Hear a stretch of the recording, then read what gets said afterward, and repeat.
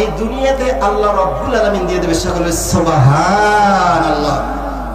আমার প্রিয় ভাইয়েরা, আল্লাহ রাব্বুল আলামিন পবিত্র কোরআনুল কারীমের মধ্যে জানাই দিল, আল ইয়াউমা তুজসা কুল্লু নাফসিন বিমা কাসাবাত লা যুলমুল ইয়াউমা ইন্নাল্লাহা সারিউল হিসাব। সকলে বলছে আল্লাহু আকবার। আল্লাহ তাআলা বললেন মানুষ তার কর্মের ফল পাবে, আপনি যেমন করবেন তেমন ফল পাবেন। ঠিক আল্লাহ রাব্বুল আলামিন বলল যারা জুলুম করবে এই জুলুমকারীদের আমি আল্লাহ রাব্বুল আলামিন দুনিয়াতে শাস্তি দিয়ে দেব। কেমন করে শাস্তি দেব?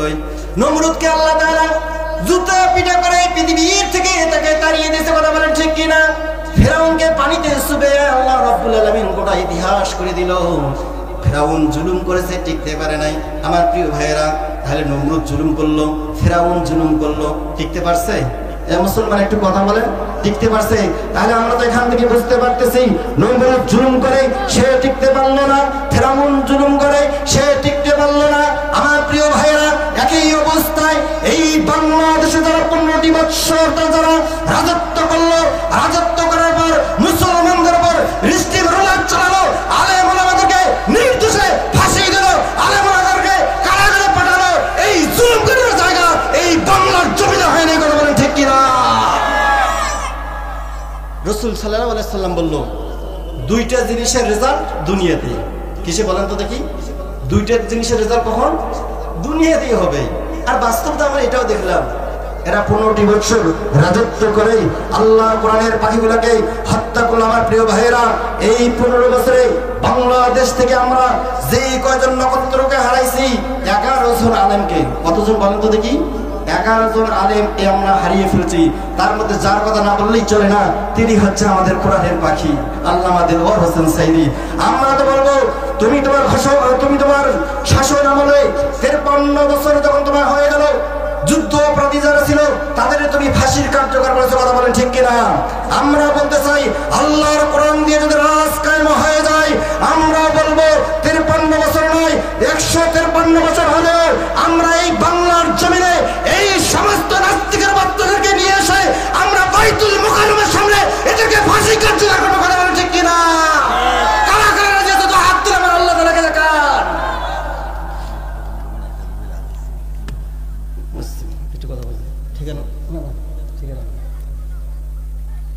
আমার প্রিয় ভাইরা, প্রধান বক্তা কিন্তু আমাদের পাশে এসে গেছে, একটু কথা বলেন, লোকসীম না দেন।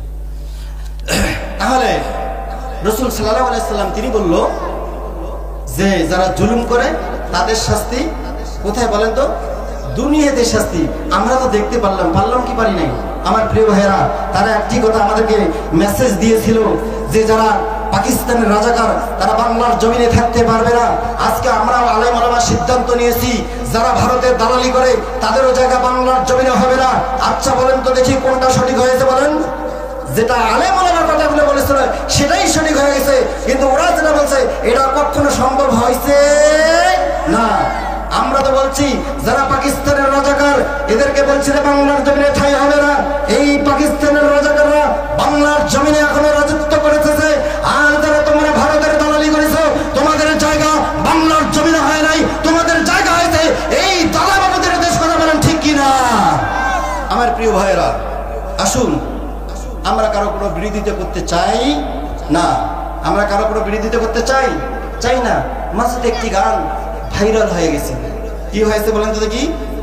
মাঝে একটি গান ভাইরাল হয়েছিল, যে গানটা ভালো হয়ে যাক মাসুদ তুমি এই কথা কে বলবে হায়, পালিয়ে গেছে কৌয়া কাদের কেউ জানে না খবর তার। ভালো হয়ে যাও মাসুদ তুমি এই কথা কে বলবে হায়, পালিয়ে গেছে কৌয়া কাদের কেউ জানে না খবর তার, কেউ জানে না খবর তার। কথা বলেন ঠিক কিনা?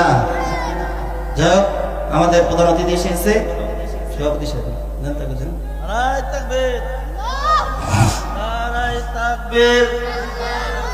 সম্মানিত সভাপতি মহোদয়ের আগমন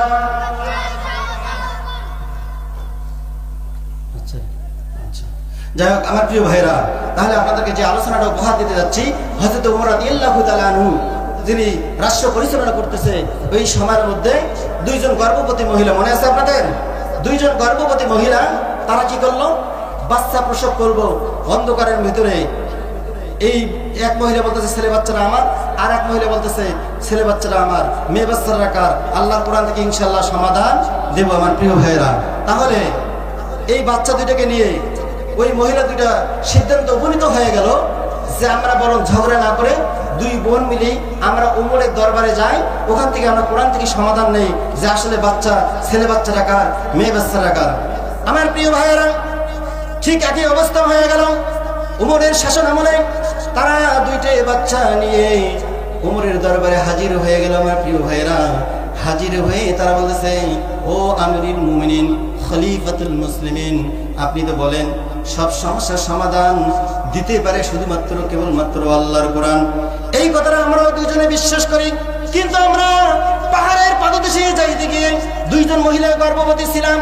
আমরা রাতে কোনো বাড়ি ঘর খুঁজে না পাওয়ার কারণে আমরা একটি গুহার মধ্যে আশ্রয় নিলাম। ওই রাতের মধ্যে আমাদের দুইজনের গর্ভপাত হলো, বাচ্চা জন্ম দিলাম। সকালবেলাও হয়ে গেল, সূর্য যখন উদয় হয়ে গেল, দেখি একটি ছেলে বাচ্চাগুলো ঘিরে নিছে। ঘিরে নেওয়ার পর তারা বললো, এই মুসলমান বোনটাকে বললো, তুমি তোমার পর্দা খুলে ফেলো, তুমি তোমার বোরকা, তুমি তোমার হিজাব খুলে ফেলো, এগুলো পড়লে আমাদেরকে ভালো লাগে না, সুতরাং এইগুলো খুলে তুমি উলঙ্গ হয়ে আমাদের কলেজে স্কুলে প্রবেশ করো। এই আল্লাহর বান্দি ছিল তাকওয়াবান, সে বলল, আমার জীবন যদি চলে যায়, আমার যদি মরণ হয়, আমি কখনো পর্দার খেলাপ করবো না, প্রয়োজন হলে আমি আমার জীবনটাকে দিয়ে দেব। আমার প্রিয় ভাইয়েরা, এই 8ই ফেব্রুয়ারি ভারতের জমিনের মধ্যে এই আল্লাহর বান্দি মুস্কান, সে নারায়ে তাকবীর আল্লাহু আকবার যখন বলেছে, 300 হিন্দুর বাচ্চা এরা মনে হয় প্যারালাইজড হয়ে গেছে। কথা বলেন ঠিক কিনা? তাহলে মুসলমানদের যে হাতিয়ারটা আছে, মুসলমানদের নারায়ে তাকবীরের সামনে কোনো রাইফেল লাগবে না, কোনো পিস্তল লাগবে না, কোনো গুলি লাগবে না, কোনো মেশিন গান লাগবে না। আল্লাহ তাআলা বলল, তোমরা যদি নারায়ে তাকবীর আল্লাহু আকবার বলে রাজপথে নামতে পারো, ওই সমস্ত নাস্তিকের বাচ্চারা, ওই সমস্ত হিন্দুর বাচ্চারা এরা পালাবার জায়গাও খুঁজে পাবে না। কথা বলেন ঠিক কিনা? আল্লামা সাইদি তিনি একটি কথা বলেছিলেন যে গুলিস্তা কিলে কি উল্লু কাফি হে। আল্লামা দেলাওয়ার হোসেন সাইদি একটি কথা বলেছিল যে গুলিস্তা के लिए एक ही उल्लू काफी है, गुलिस्ता की हर सांस पर बैठे আর আঞ্জামে কে হোগা। তিনি বলেছিল একটি ফুল বাগান নষ্ট করার জন্য একটা হুদুম পেশায় কি বলেছে কি বলে নাই, যে একটি ফুল বাগান নষ্ট করার জন্য একটি হুদুম পেশায় যথেষ্ট।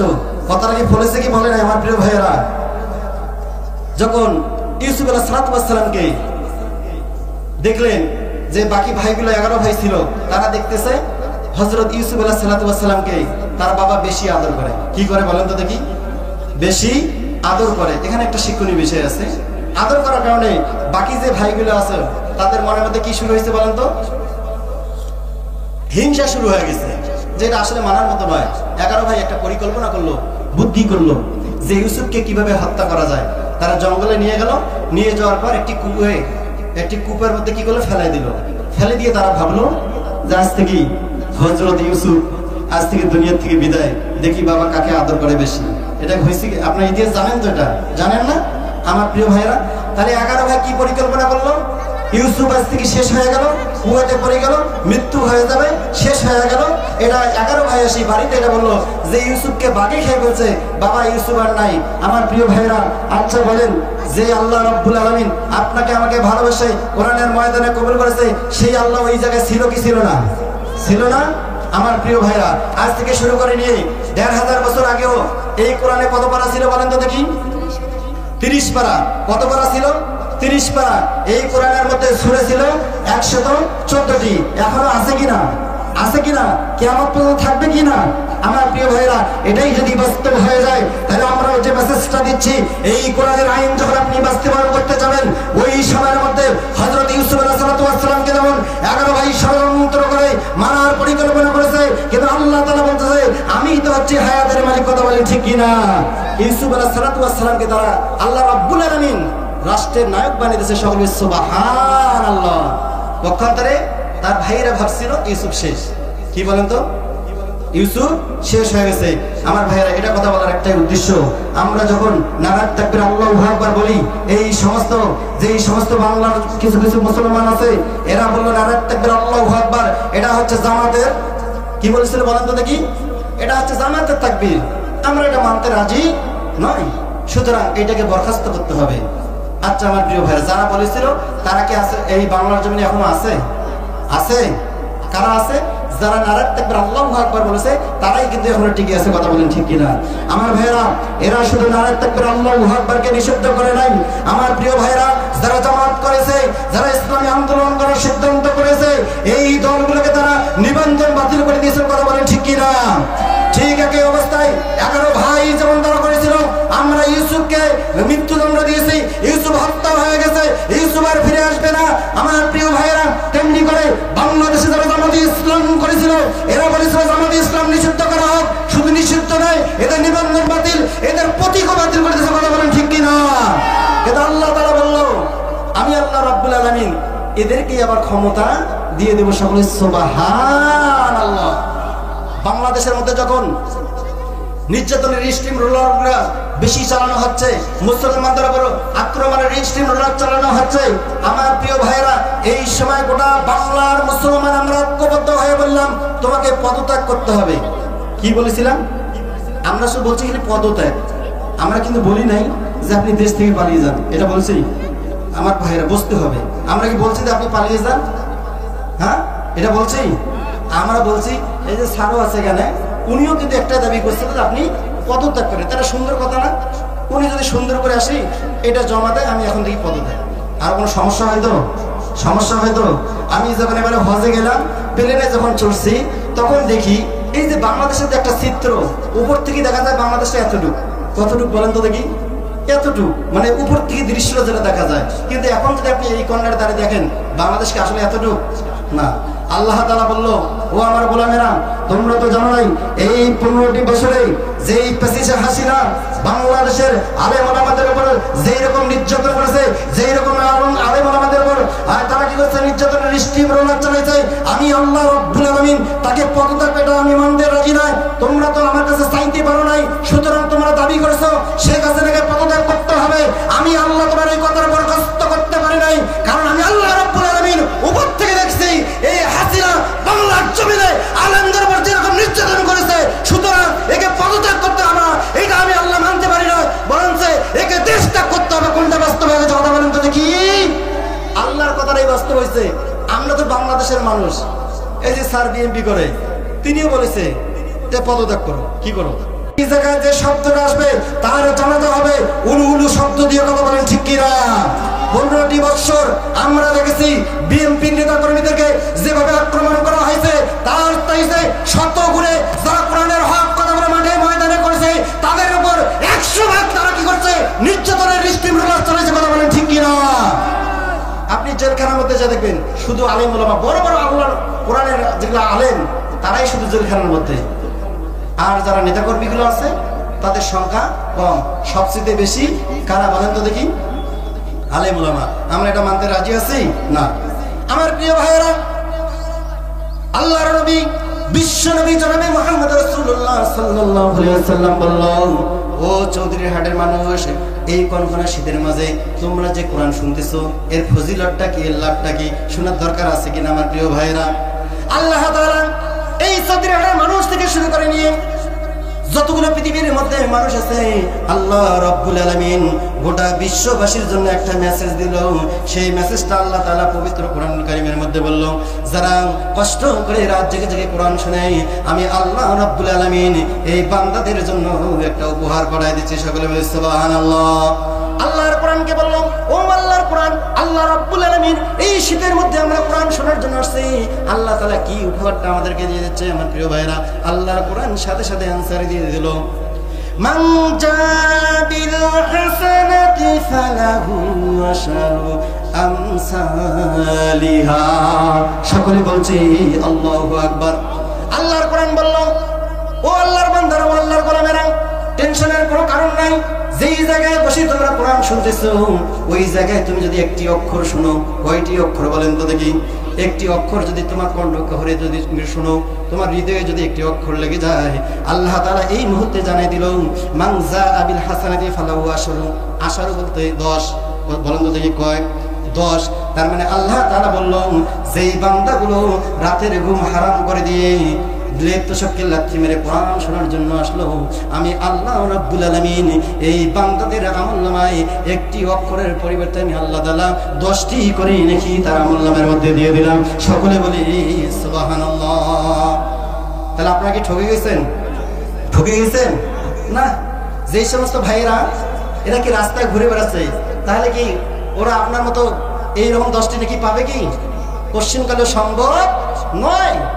যারা এখানে এসে কোরআন শুনতেছে তাদের জন্য এই মেসেজটা, তাদের জন্য কি বলেন তো দেখি এই মেসেজটা। আমার প্রিয় ভাইয়েরা, শুধু কি তাই আমরা সেই 10টি নেকির জন্য এখানে বলছি তাই না, আল্লাহ রাব্বুল আলামিন এই মুহূর্তে পবিত্র কোরআনুল কারীমের মধ্যে জানাই দিল ইন তাজতানিবু কাবাইরা মা তুনহাউনা আনহু নুকাফির আনকুম সাইয়্যাতিকুম ওয়া নুদখিলুকুম মুদখালান কারীমা। সকলে বলছি আল্লাহু আকবার। আমার প্রিয় ভাইয়েরা, আল্লাহ রাব্বুল আলামিন তিনি বললেন শুধু 10টি নাকি নয়, আমি আল্লাহ রাব্বুল আলামিন যেই সমস্ত বান্দারা কোরআন শোনার জন্য আসলো, কোরআন বোঝার জন্য আসলো, তার ঈমানটাকে তাজা করার জন্য আসলো, আমি আল্লাহ রাব্বুল আলামিন এই সময় আরশে আজিমের মধ্যে একটি পার্লামেন্টের সিদ্ধান্ত গ্রহণ করলাম। যারা কোরআন শোনার জন্য আসলো, যারা কোরআন বোঝার জন্য আসলো, আমি আল্লাহ রাব্বুল আলামিন জানাই দিলাম এই বান্দাদের জীবনের সমস্ত গুনাহগুলো আমি আল্লাহ তাআলা মাফ করে দিয়েছি। সকলে বলি সুবহানাল্লাহ। আল্লাহ তাআলাকে বলবো আল্লাহ শুধু কি গুনাহ মাফ করে